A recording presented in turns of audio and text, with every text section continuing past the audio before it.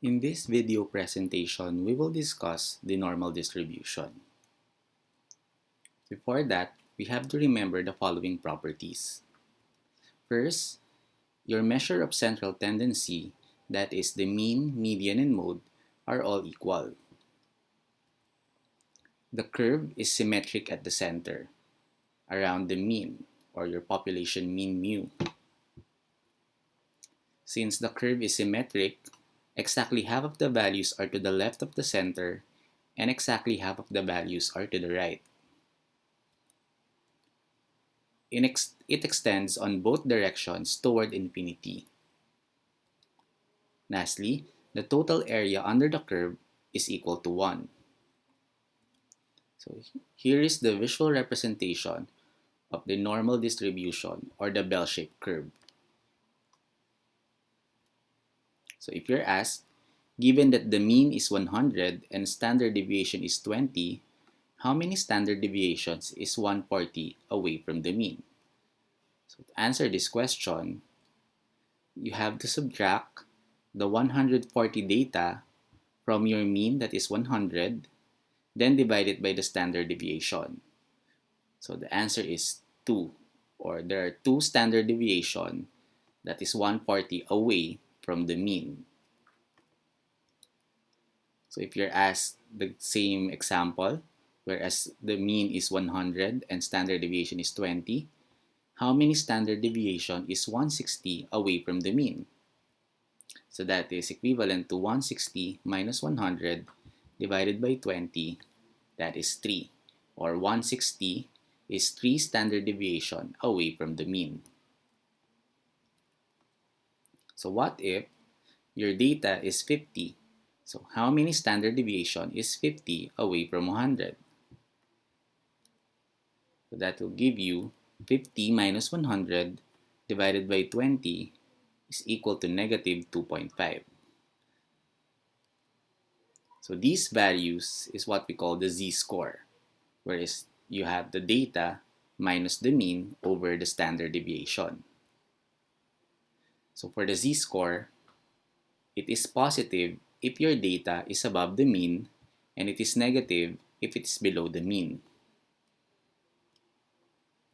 Now let's take a look at this sample problem. Which is better? 2 equivalent tests were given to a group. The tests are designed with different scales, and the results are normally distributed and summarized below. Which is a better? A score of 145 in test 1 or a score of 60 in test 2? So to answer this question, given the mean and the standard deviation of 2 different tests, you need to get the z-score. So by computing the z-score, we can see that the z-score for test 1 is equivalent to 3, whereas the z-score for test 2 is equivalent to 4. So since test 2 has a higher z-score, it means that the students perform better in test 2. Next, 1 got 130 in chemistry and 113 in math. If the scores in chemistry and math are normally distributed, with mean of 140 with a standard deviation of 5 and 125 the standard deviation of 4 respectively, in what course did he perform better? So similar with the previous example, you need to get the z-score between the test scores of math and chemistry. So among the two tests, math has a z-score of negative 3, whereas chemistry has a z-score of negative 2. So in this case, the chemistry exam is the exam wherein one performed better, which has a higher z-score compared to the math exam. So the area under the normal distribution can be found using the cumulative standard normal distribution table seen on your screen. Or in Excel, you can use the function equal norm dist parenthesis z, comma 0, comma 1, comma true, where z is the value of your z-score. For example, we need to find the area of z equal to 0.84 to the left. So using the z table, you just need to find the value for 0.84. So on your first column, you can see that there is 0.8, whereas for the 0.04 value, you refer to the first row. The values where 0.8 and 0.04 intersect would be the area under that z-score. So in this case, the answer is 0.7995. In the Excel function, you can generate the area using the equal to norm dist, parenthesis 0.84, comma 0, comma 1, and then comma true.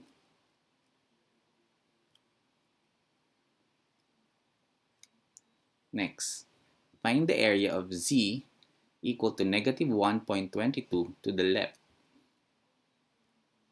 So using again the z table, locate first negative 1.2 on the first column and 0.02 on the first row. So the intersection will give you the value 0.1112. So the area to the left of z equal to negative 1.22 is 0.1112. So you can also get the value using your Excel function. Now, what if you need to find the area to the right of a certain z-score? Now, notice that all the values in the z-table only gives you the value to the left of that z-score. Now, if you're going to look for the values to the right, so here is the process. So first, select the value for z equal to 2.03. So that will be for the first column under 2.0, and then for the first row under 0.03, the value is 0.9788. But since that value is to the left of z equal to 2.03, you need to get the other side or the value on the other side of z. So by representation in your normal distribution bell curve, let's say this is your z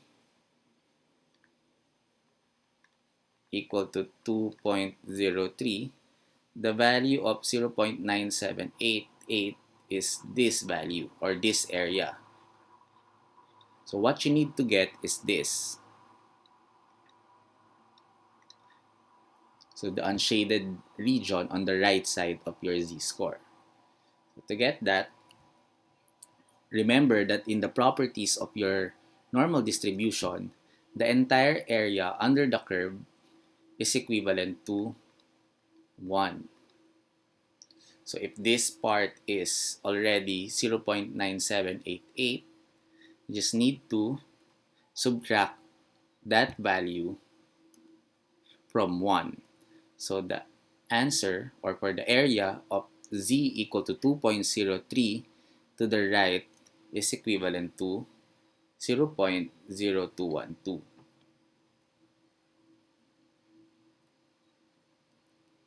Find the area of z equal to negative 1.44 to the right.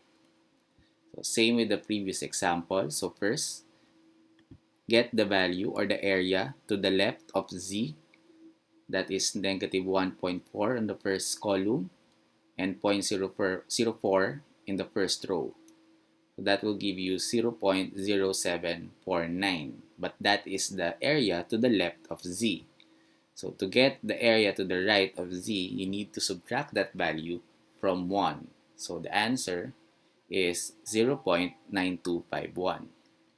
Or you can use the Excel function, but take note that you need to subtract it also from 1, or equal to 1 minus norm dist of the z-score.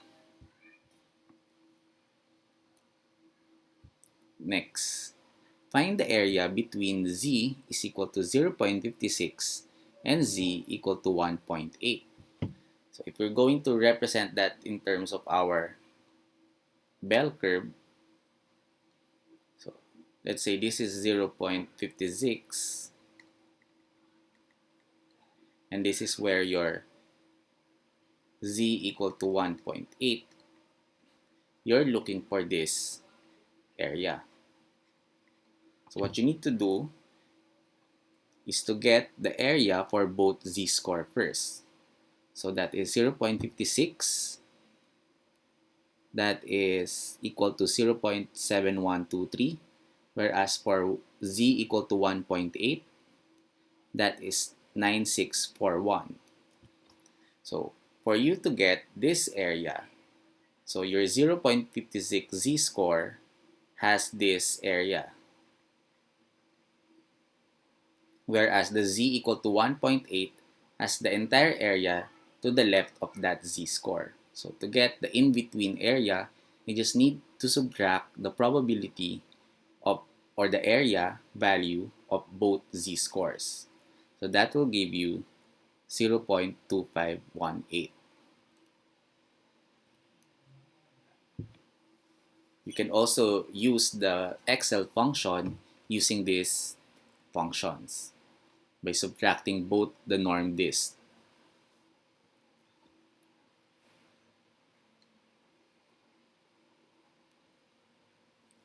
Now, what is the area between z equal to negative 1.96 and z equal to 1.96? Now, don't be confused and don't subtract both z-score, because sometimes students tend to subtract the two z-scores and get the area equal to 0. So that's not the case here. So the answer here is 0.9500. So that you can get that by subtracting the area for the z-score of 1.96 minus the area for the z-score of negative 1.96.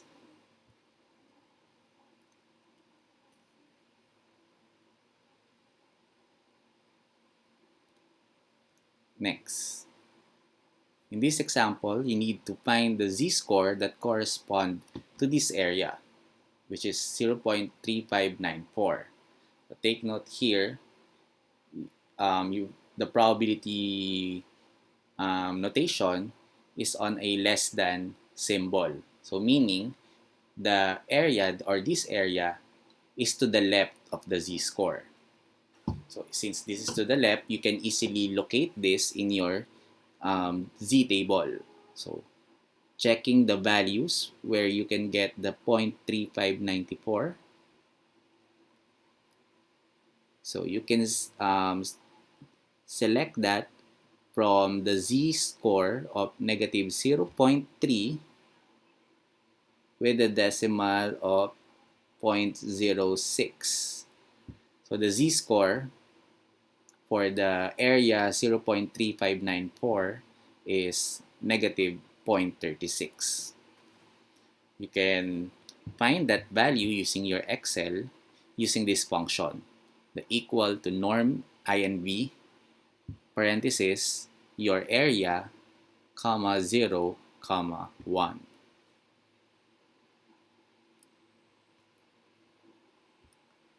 Next, how about you need to find the area or the z-score for the area 0.73. Notice that the symbol for your probability notation is greater than. So meaning you're looking for the z-score that has value 0.73 to the right.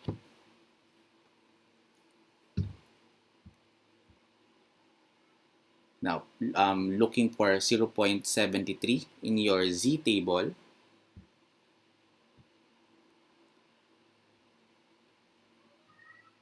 So here, what you can do first is subtract 0.73 since you're looking for the areas or this area is to the right of a certain z-score.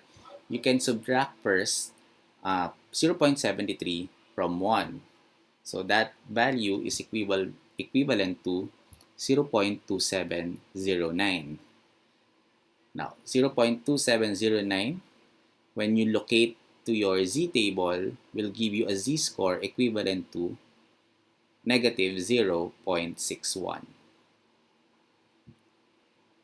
So using the norm INV function in your Excel, you can still get the value by subtracting your 0.73 from 1.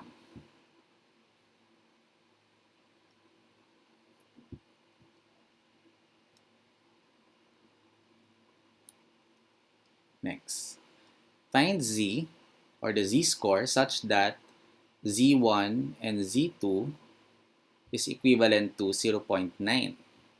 In this case, the z-score here, or you have two z-scores, whereas the area in between them is 0.9. So by representation,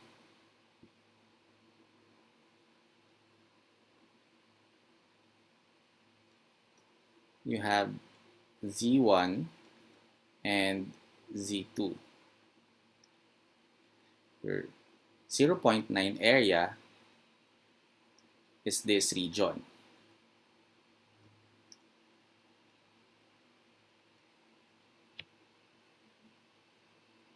So here we assume that this area is at the center of your normal distribution curve. Now, how are we going to get z1 and z2? So take note that the values in your z-table only gives you the values that is to the left of your z-score. So you need to find these values.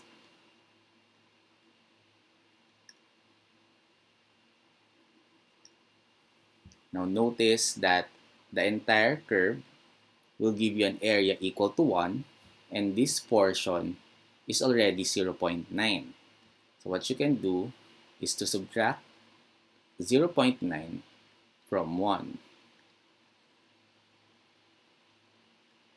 So that will give you a value of the area equivalent to 0.1.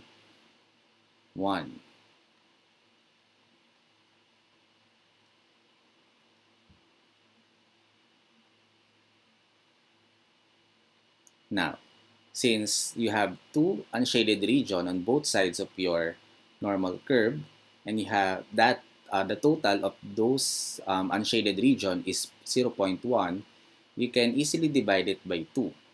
So this meaning this unshaded region has an area of 0.05, whereas this area has also a value equal to 0.05. Now, you can now look at your z-table and find the z-score that has an area equal to 0.05. So that z-score is equivalent to negative 1.65. So since both areas here are the same, the z-score on the other side is just the same value but a different sign. So here, z2 is equal to 1.65.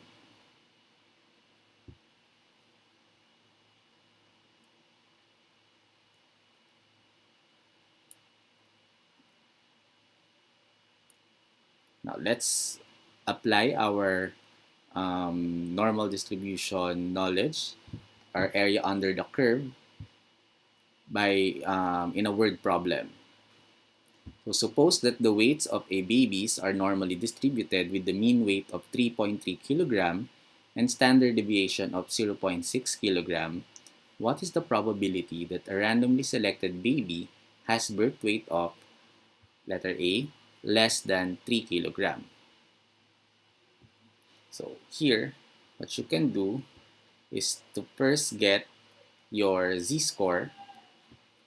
So that is equivalent to the data, which is 3 kilogram minus 3.3, which is the mean weight, divided by the standard deviation, 0.6.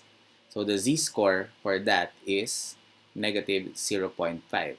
Since you are looking for the probability that it was less than 3 kilogram, it means that you're looking for the area under the normal distribution to the left of your z-score. So using your z-table or your Excel function, the area or the probability that the weight of the baby is less than 3 kilogram is 0.3085 or around approximately 31%.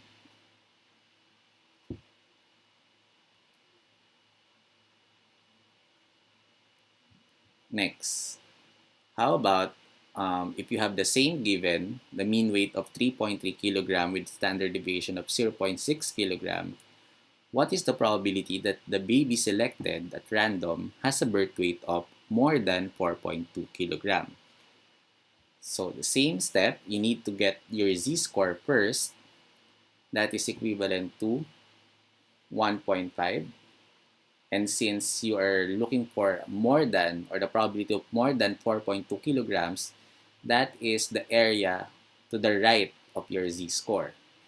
So finding or solving for that area, you will get 0.0668.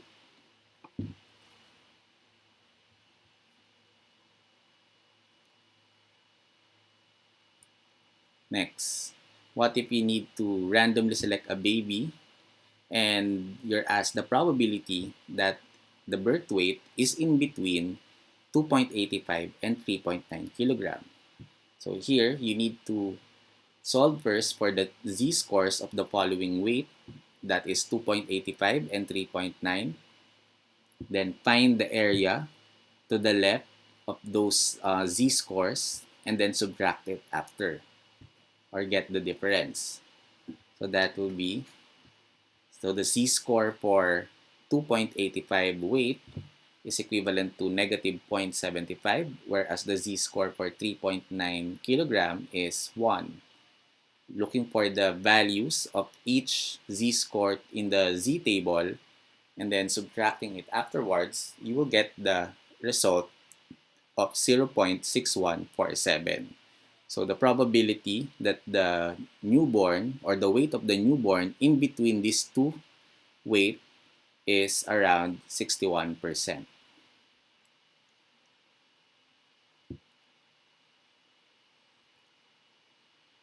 Next, the National Medical Admission Test or NMAT are scores reported in standard form called the General Performance Score or GPS and have a range of 200 to 800 based from the norm group with mean of 500 and standard deviation of 100. It was stated a GPS score of 539 has a percentile rank of 65, indicating that the score belongs to the upper 35%, while 65% of the norm group scored lower. So what is the percentile rank of the examinee who got the score of 710? So here, you can use the z-score and your area under the normal distribution concept. So first, you need to solve for the z-score of 710. That is equivalent to 2.10. So that is from the mean of 500 and the standard deviation of 100. So looking for the area under the curve for z-score 2.10, that will give you a value of 0.982 or 98.2%. So meaning the percentile rank of the examinee who got a score of 710 in the NMAT is 98%.